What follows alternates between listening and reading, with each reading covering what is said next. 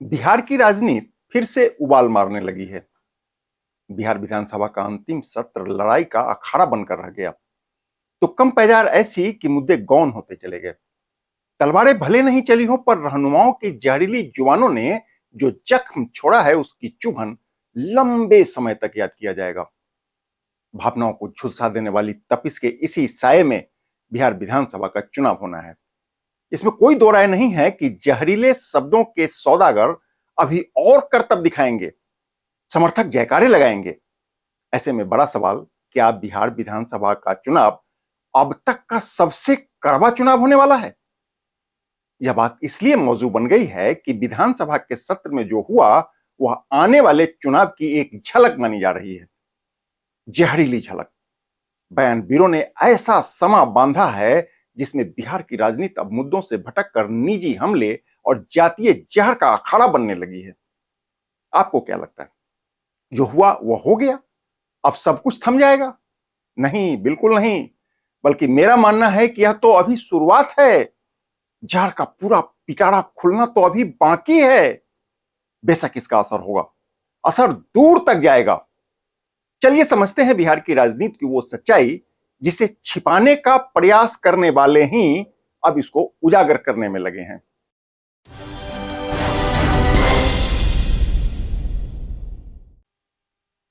नमस्कार, आप देख रहे हैं केकेएन लाइव। मैं हूं कौशलेंद्र झा। खबरों की खबर और लीक से हटकर खबर के सेगमेंट में आपका स्वागत है। खबरों की खबर में आज शुरुआत करते हैं बिहार विधानसभा के मौजूदा कार्यकाल के अंतिम सत्र यानी मॉनसून सत्र से। हम सभी ने देखा मॉनसून सत्र में क्या क्या हुआ। बिहार के मुस्तकिल को तय करने वालों ने नजीर की ऐसी लकीर खींच दी जो अब बिहार की दिशा और दशा दोनों को तय करने लगा है। नेता प्रतिपक्ष तेजस्वी यादव ने मुख्यमंत्री नीतीश कुमार पर जमकर हमला बोला। मुख्यमंत्री नीतीश कुमार भी चुप नहीं बैठे। दूसरे कई नेताओं ने भी अपना चाल चरित्र और चेहरा पूरे बिहार को दिखा दिया। किसी ने बाप को ललकारा तो कोई पैंट गीला कर देने की धमकी देकर चला गया। शराबबंदी, बेरोजगारी, भ्रष्टाचार, ऐसे तमाम मुद्दों पर हल्ला मचा, लेकिन हल कुछ भी नहीं निकला। विधानसभा के भीतर जो भी हुआ उसको हम सभी ने देखा। जितनी तालियां नहीं बजी उससे अधिक गालियां गूंज रही थी। हमने यह भी देखा, कहने को यह लोकतंत्र का मंदिर है, लेकिन हमारे माननीय जिस तरह से तनते हुए एक दूसरे को ललकारते हुए दिखे, एक दूसरे पर झपट्टा मारते हुए दिखे, ऐसा नजारा तो रेसलिंग के रिंग में दिखता है। रही सही कसर को पूरा किया समर्थकों ने सोशल मीडिया पर ऐसे टूटे मानो मल्ल युद्ध की तैयारी शुरू हो चुकी हो। अब एक चीज बताइए, इसमें गलती किसकी है? हम तो पहले ही से एक दूसरे की गलती मानकर बैठे हैं, फिर तय कैसे होगा? शायद कभी नहीं होगा। अब इसी माहौल में 2025 का चुनाव होना है। आपको क्या लगता है, जीत या हार का पैमाना क्या होगा? विकास, भ्रष्टाचार या अपराध? नहीं नहीं, बिल्कुल नहीं। हां, यह सच है कि शुरुआत यहां से होगा, पर चुनाव आते आते जातीय गोलबंदी और समीकरण की मजबूती निर्णायक रूप धारण कर लेगी। आपको क्या लगता है, हमारे नेताओं को यह बात नहीं मालूम है? मालूम है, तभी तो अभी से ही नेताजी जातीय कार्ड खेलने का अभ्यास शुरू कर चुके हैं। यह सभी कुछ इसलिए नहीं हो रहा है कि उनको ओबीसी, ईबीसी या दलित से बहुत सहानुभूति है। इसलिए भी नहीं कि अल्पसंख्यक या अग्री जाति के लोगों से नफरत अथवा मोहब्बत है, बल्कि यह सभी कुछ इसलिए हो रहा है क्योंकि यह जीत या हार का एक टेस्टेड फॉर्मूला बन चुका है। इस गणित में जो फिट बैठ गया, समझिए उसको बादशाहत मिल गई। सामाजिक समरसता जाए चुल्ली भाड़ में, इससे किसी को कोई फर्क नहीं पड़ने वाला है। फर्क पड़ेगा उन युवाओं को जो रोजगार की उम्मीद पाले बैठे हैं, फर्क पड़ेगा उनको जो अपराध को काबू करने की उम्मीद पाले बैठे हैं, और फर्क पड़ेगा उनको जो भ्रष्टाचार से मुक्ति की उम्मीद पाले बैठे हैं, सामाजिक समरसता की आस लगाए बैठे हैं। उनको जरूर फर्क पड़ेगा।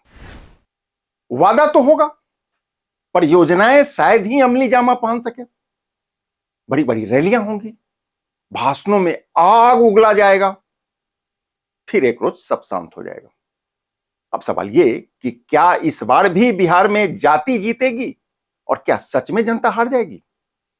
जो खतरनाक ट्रेंड चल पड़ा है, जहरीली जुबान जिस तरह से विष वमन करने लगा है, जिस तरह से अपने विरोधी को नीचा दिखाने के लिए भाषा की हदें पार की जाने लगी है, इसको देखते हुए तो फिलहाल यही लगता है कि इस बार चुनाव आते आते बहुत कुछ बदल जाएगा।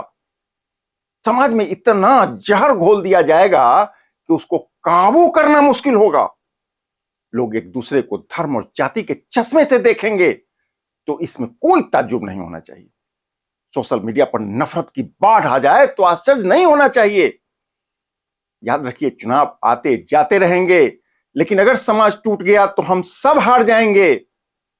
मेरा मानना है कि 2025 का चुनाव सिर्फ नेता बनाम नेता नहीं होगा, यह होगा गठबंधन बनाम जनता की उम्मीदों का चुनाव।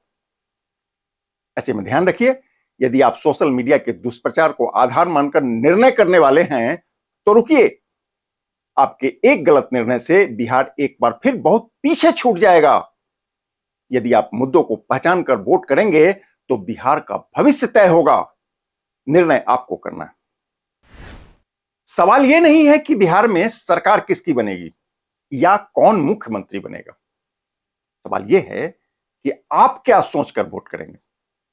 नेताजी अपनी चाल चलते रहेंगे, लेकिन यदि मतदाता चौकन्ना हो गई तो कोई भी खतरनाक चाल कामयाब नहीं होगा। निर्णय आपको करना है। मुझे पूरा उम्मीद है आप सोचेंगे जरूर।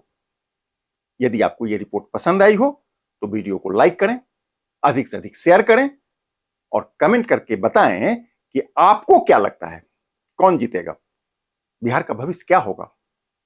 मुझे आपके जवाब का इंतजार रहेगा। नमस्कार।